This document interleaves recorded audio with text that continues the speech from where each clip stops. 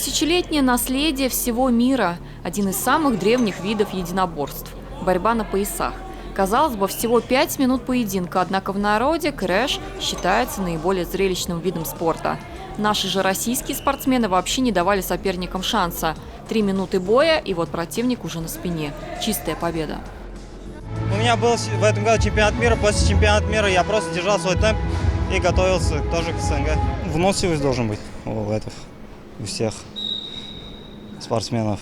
Упорно должны тренировать, поставить цель должны и до конца идти к этой цели. В этих финальных поединках через раз татарстанские спортсмены. 6 из 7 берут золото и 1 бронзу. Среди победителей Вадим Васильев из Набережных Челнов. С соперником разобрался всего за пару минут. Ему чуть-чуть не хватило, чуть-чуть тренировок не хватило. Соперники приехали действительно очень сильные. Я, честно, даже не ожидал такой конкуренции, но справились. Для юниоров эти игры совсем не отличаются от больших олимпийских. Для многих участников это уже международные соревнования, а значит шанс в будущее.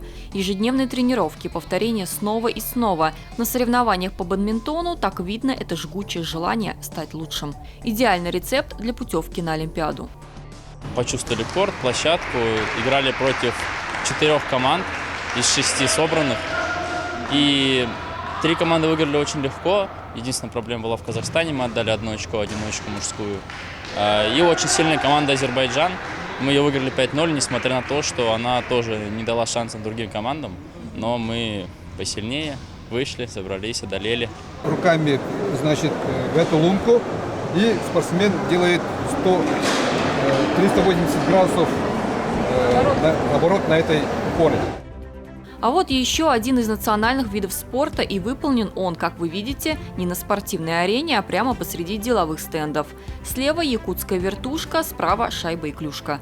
Так своеобразно в Казани открылся форум «Россия – спортивная держава». Хотя почему своеобразно? Со спорта, к которому мы тоже приобщились.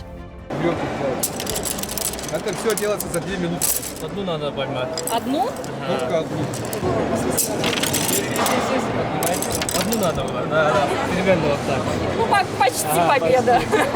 Представляем нашу спартакиаду именно как социально-экономический проект, где не только это спортивные мероприятия, но и это в целом это развитие именно инфраструктуры данного района, где проводятся эти игры манчары. То есть это строительство объектов, дороги строительства, коммуникации.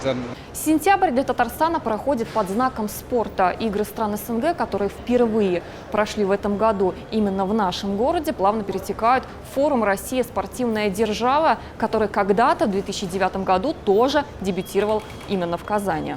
За 11 лет форум, конечно, мигрировал, менял города, но сегодня снова вернулся к истокам.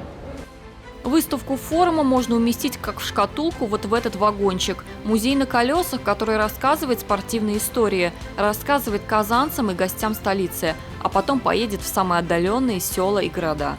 В этом задумка проекта Государственного музея спорта России – знакомить со спортом забытые уголки нашей Родины через незабытые вехи истории.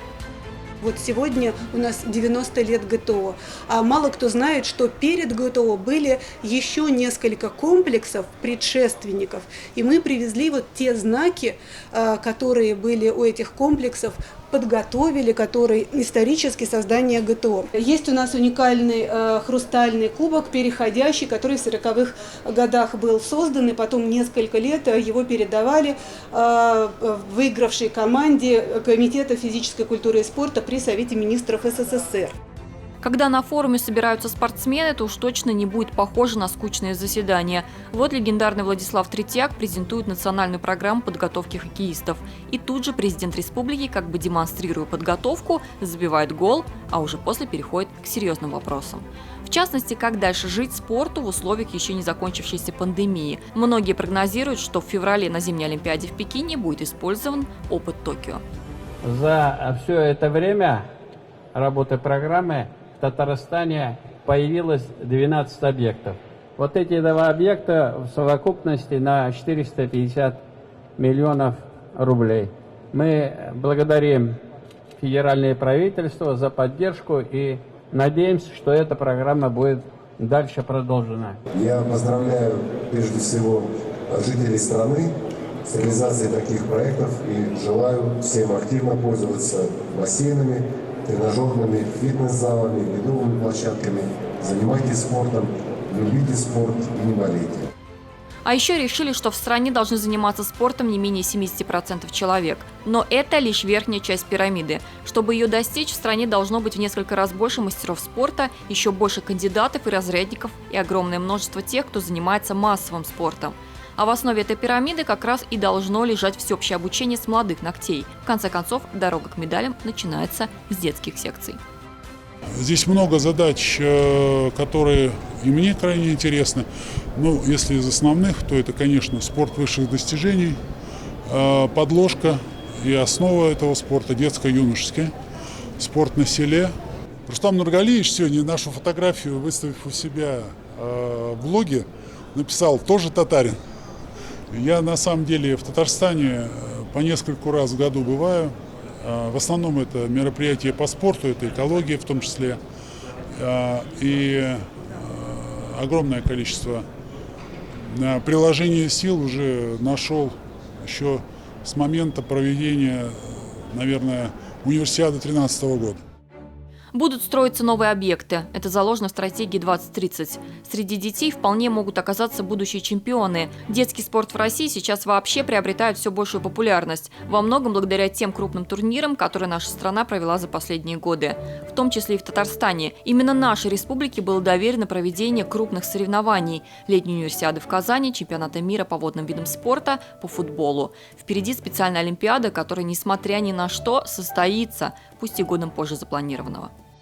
Именно здесь, в Казани, в столице Татарстана, в республике, где любят спорт, уделяют приоритетное внимание развитию современной, самой передовой инфраструктуры. Строят не только уникальные стадионы и комплексы, но и доступные, удобные объекты для спортивных занятий на селе, в школах и вузах, во дворах. Тема форума – это реализация стратегии 2030 и вопросы, связанные с подготовкой кадров, вопросы детско-юношеского спорта, развитие массового профессионального спорта, олимпийского движения. Все это составило основу сегодняшнего пленарного заседания. Я надеюсь, что дискуссии, которые будут продолжены в рамках сессий, круглых столов, также дадут еще дополнительный импульс развития спорта в Российской Федерации. Столица Татарстана при этом готова принять Олимпиаду 1936 года. Несмотря на то, что заявки на участие не обсуждались, главными претендентами сегодня считают Казань и Владивосток. Но говорить об этом пока рано. А вот о чем говорить самое время – это об итогах игр стран СНГ, которые завершились накануне. Россия показала неплохие результаты. Сборная России завоевала почти 100 золотых медалей. Мы на первом месте. На втором месте Узбекистан, на третьем Азербайджан. Вот так, пока чиновники обсуждают спорт, эти ребята выяснили, кто из них лучший на деле. И, вероятно, не в последний раз собрались все вместе, чтобы попрощаться с нами до следующего года. Диляра Юсупова, Андрей Мохов, 7 дней.